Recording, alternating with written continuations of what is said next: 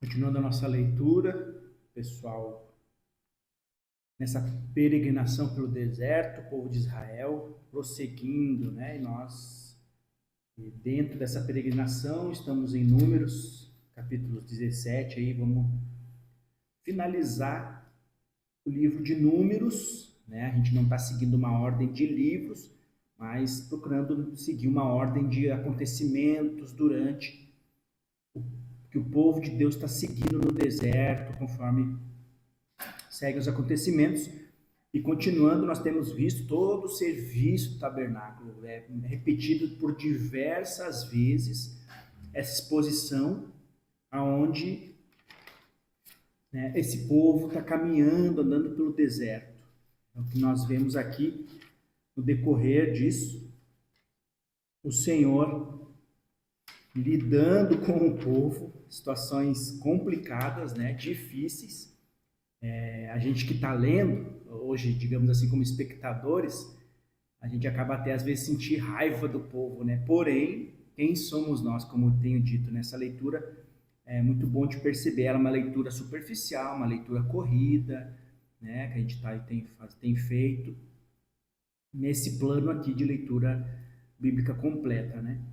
Não é a ideal, é apenas uma atividade que nós nos dispomos a fazer e que com certeza também nos colocamos em oração, em prestar atenção, porque algumas coisas acabam realmente sendo importantes para a nossa vida, né? E também traz entendimento, nos ajudam nos estudos. O povo está rebelde, o povo está questionando a liderança, então o Senhor usa as varas, né? Aquelas varas que florescem com amêndoas, e mostra que Arão é o escolhido como sacerdote para representar o povo. Então nós vemos tudo isso acontecendo, novamente o Senhor trazendo como deve proceder. Então a tribo de Levi é responsável por esse serviço no tabernáculo, por tudo ali, um monte de detalhes são dados sobre como deve ser esse serviço do tabernáculo e como esse povo da tribo de Levi fica responsável por representar o povo, receber as ofertas, os dízimos.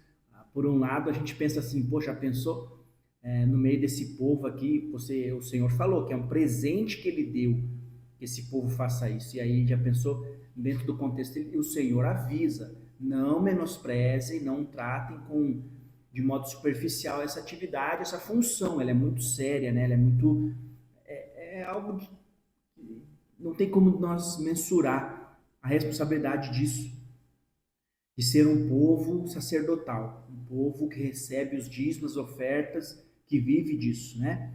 E então ele lembra sobre isso. Então fala também sobre como deve ser a purificação mediante as contaminações que existia aí, com todas as situações que aconteciam no dia a dia. Miriam morre, no decorrer da leitura nós vemos que Miriam morre, então o povo reclamando por conta de falta de água, e aí o Senhor fala com Moisés e Arão para eles irem até uma rocha lá, para olha que interessante o detalhe, o Senhor falou para Moisés e Arão como eles deviam proceder para que saísse a água dessa rocha. Ao chegar lá, Moisés, indignado que estava, é perceptível esse contexto ao ler, ele bate na rocha. E aí o Senhor diz o quê? Desobedeceu. Olha que interessante. Um simples detalhe: homens fiéis caminhando genuinamente, sofrendo com as injustiças, humilhações, e aí eles cometem esse erro. Um detalhe pequeno, e o Senhor então fala que eles não vão também entrar na terra prometida, mas ele leva eles ao alto monte para ver a terra, e aí então Moisés pede ao Senhor para delegar um líder para continuar guiando o povo, e aí o Senhor escolhe Josué para poder seguir, continuar liberando o povo. Arão, chega o momento da morte de Arão, o filho de Arão prossegue como sacerdote, Eleazar, né? No lugar de Arão. Ao longo da caminhada, nós vemos que agora é com Josué e Eleazar. Que responsabilidade, porque Eleazar ficou responsável por ouvir o Senhor e falar a Josué para que então o povo seguisse eles. E aí, ao decorrer da leitura, nós vamos ver muitas guerras ocasionando. A gente vê aí Israel e os cananeus, né, vendo ali muitas guerras, os amorreus, Og, muitas coisas acontecendo, conflitos acontecendo nesse percurso, né? Onde eles tiveram que dar toda uma volta, o rei de Edom não permite eles passar pela terra dele, tiveram que dar uma volta, o povo reclama de tudo isso, reclama do maná, e aí o Senhor mais uma vez envia serpentes que matam o povo, e aí levanta, né, a serpente, e o povo que olha para a serpente acaba por ser curado. Olha que interessante isso, como isso nos remete a Cristo, né? Que ao olhar para Cristo nós somos curados. No decorrer, no estudo das Escrituras, a gente percebe essa ligação que vai acontecendo diante do Senhor. Esse povo, eles se corrompem, né? Eles adoram através de uma influência das mulheres ali, acabam adorando aos deuses dessas mulheres que influenciam os medianitas aí, os amorreus, Moab. Isso vai ser esclarecido também através de um estudo mais profundo. Nós vamos percebendo da leitura como o povo se perde, se desvia adorando a outros deuses. E é interessante de perceber, né? É lamentável e a gente tem que puxar a responsabilidade. Como homem, eu posso dizer assim, a comparação que me chama a atenção. A gente se contamina, se perde, se desvia por situações terríveis como essa de uma mulher que atrai o homem e acaba desviando, acaba destruindo, trazendo grandes consequências de morte, de desvio. Nós temos a ocasião também que Balaque quer que Balaão amaldiçoe Israel quando vê o povo se aproximando, mas o Senhor diz que não é um povo para ser amaldiçoado, mas para ser abençoado. Dentro desse contexto, ele avisa, né, que quem amaldiçoa Israel será amaldiçoado e quem abençoa Israel será abençoado aqui nesse momento do que está acontecendo. Então, Balaão avisa, traz as mensagens, né? Tem um momento interessante, o jumento vê o anjo do Senhor ali diante dele impedindo de avançar. Balaão não tinha visto até que então o Senhor abre os olhos dele para ver, e aí então pode trazer aí por 3 vezes Balaque tentou convencer Balaão e comprar Balaão para profetizar maldição contra Israel. E aí toda essa bagunça no meio do povo, tudo isso acontecendo, quanta coisa aqui acontecendo por desobediência, desacreditar, criticar ao Senhor, criticar o Moisés e Arão. Nossa, que situação terrível esses anos aí no deserto. Quanta coisa complicada de acontecer aqui. Nós vemos quando os homens interagem com a mulher, interessante ver Finéias aqui cometendo algo que o Senhor valorizou, né? Porque diante da reunião que Moisés estava apresentando essa situação terrível dos homens se envolverem com as mulheres medianitas, não matar as mulheres quando chegaram lá na terra, é uma bagunça, né? Que nós temos visto no percorrer dessa caminhada, as misturas deles. Quando ele está trazendo a instrução aos homens, simplesmente um homem se envolve com uma mulher, e então Finéias vai lá e atravessa uma lança nos dois, e o Senhor então faz uma aliança com Finéias também, porque percebeu esse zelo no Senhor, a seriedade dessa situação do que estava acontecendo ali. Então é muito importante prestar atenção. Ainda permanece, Deus é um Deus zeloso, Deus é um Deus de reverência, de ser exaltado, de ser digno de ser honrado, de ser conhecido e nos colocarmos diante do plano dele, cuidar com as muitas opções e propostas que acabam nos levando a desejos pessoais, desejos egoístas, situações egoístas.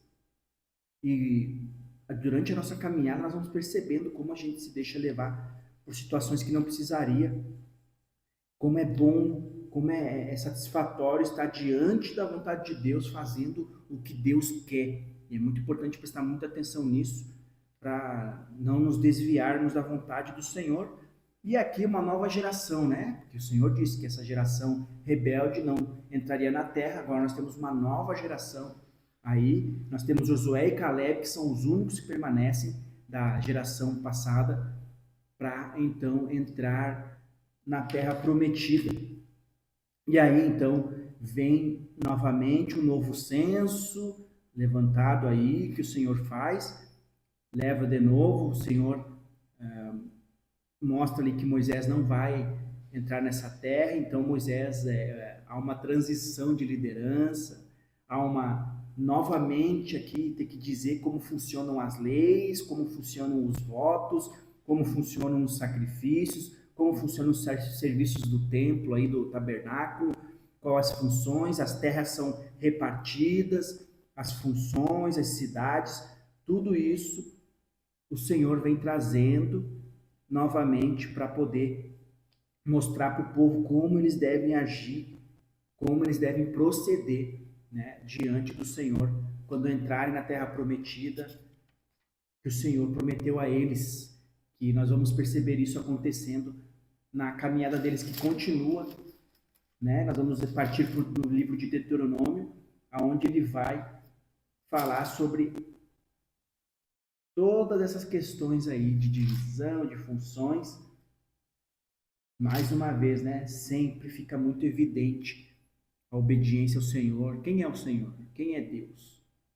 Nós estamos seguindo a vontade dele ou estamos querendo seguir a nossa vontade? Nós estamos buscando conhecer o que Deus está fazendo ou nós estamos procurando fazer algo que nos beneficie no nosso ego? Porque, na verdade, Deus como Criador e Senhor, que Ele vem mostrando aqui, só tem o melhor para nós. Quando nós queremos fazer algo do nosso jeito ou mudar uma coisinha, pode apostar. Aí vai dar problema e aí corrigir tudo isso é um percurso doloroso, difícil.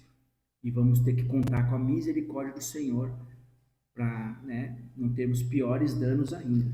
Então fica aqui, encerrando o livro de Números, o percurso, né, do povo de Israel pelo deserto, né, e é uma descrição total nos últimos capítulos aqui disso acontecendo, de todo esse percurso que aconteceu através desse percurso no deserto. E vamos adiante perceber como se desenrola esse plano de Deus e como nós podemos agradecer ao Senhor por estarmos aqui hoje diante do amor, da misericórdia dele através de Cristo, da graça, da capacitação, da revelação que ele nos dá através do Espírito Santo, do discernimento da sua verdade e da sua vontade, que nós venhamos a cada momento perceber aonde nós estamos nos desviando do plano do Senhor e nos voltarmos para andarmos diante do que Ele tem planejado e não ficarmos, né, inventando coisas aí porque nós queremos algo quando o Senhor já tem o seu plano